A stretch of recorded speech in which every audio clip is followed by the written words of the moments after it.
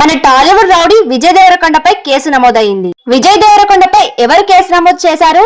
Case గల కారణాలు complete information video. కొంతమంది సెలబ్రిటీలు వాళ్ళ నోటి దూలతో చిక్కుల్లో పడి తిట్లు తింటారు, అటు కేసుల పాలు అవుతారు.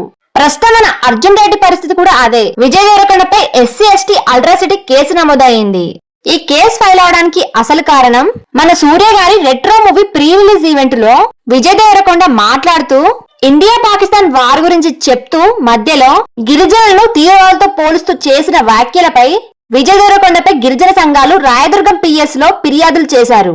దాంతో విజయ్ దేవరకొండపై కేసు నమోదైంది. నేను హీరోని అని గర్వంతో ఇష్టం వచ్చినట్టు మాట్లాడితే ఎంత పెద్ద హీరో అయినా జనాల ఆగ్రహానికి సామాన్లు సర్దుకోవాల్సిందే.